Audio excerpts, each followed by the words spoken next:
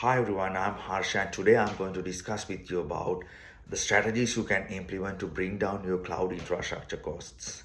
Everyone is saying cloud is a pay as you go scheme. You don't need to have upfront investment on premises servers and you can spin up and shut down your servers and everything eh, as and when you want. But in reality, there are certain implications, right? So if you don't manage your cloud services properly, your cloud bill could skyrocket.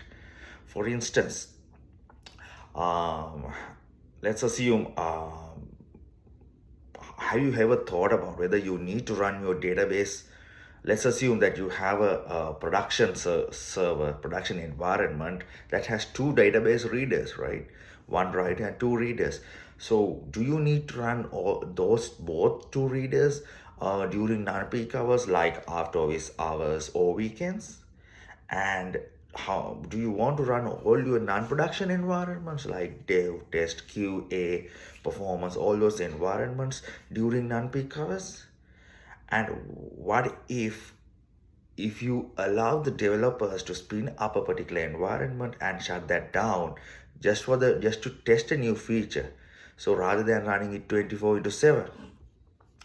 And do your developers, users, testers, do they live in a single time zone or in multiple time zones? So if you give particular attention to these questions, you can identify where you can save your cloud infrastructure costs. Now, where should you start this strategy to reduce your cloud infrastructure costs? First thing is you have to start a discussion with your product owners, developers, testers, users about the uptime requirements of your services and environments.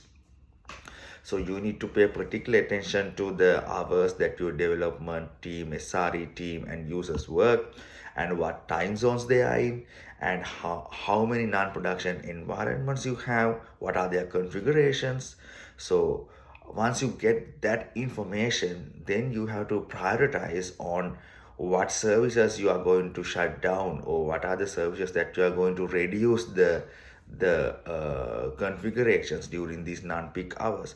For instance, if you want to reduce significant cost initially, you would focus on the most expensive services.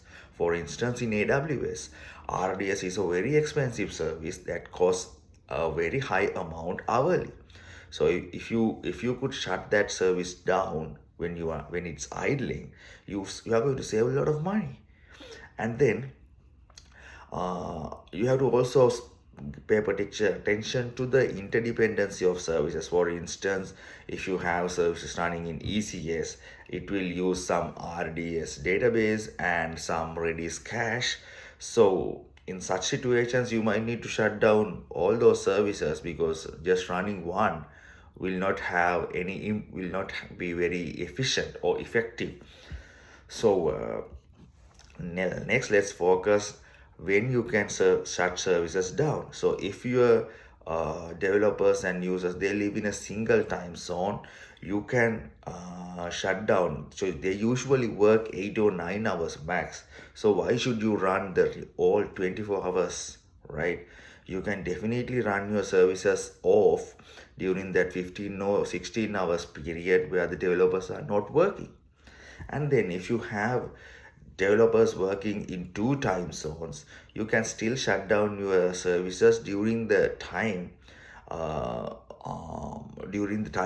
weekends or during holidays, or you can have a predetermined schedule to shut down the services during those idling hours. And one thing is you can spin up your services and shut them down on a predetermined schedule.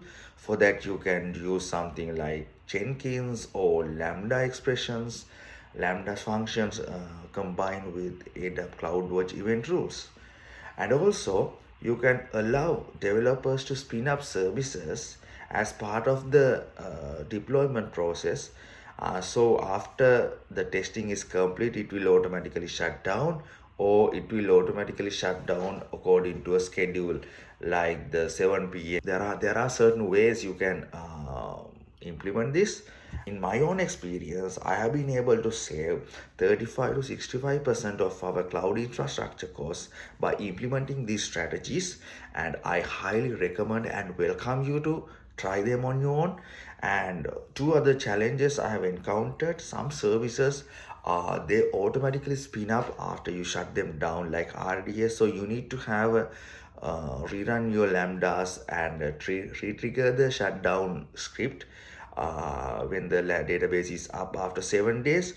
And a service like Redis Cache, it doesn't make sense to shut that down because it needs to have some data stored in it for it to be effective. So you can shut down, you can totally delete that service or the node and spin it up when you develop up your environment. That's it, and wish you all good luck with your cloud infrastructure reduction effort.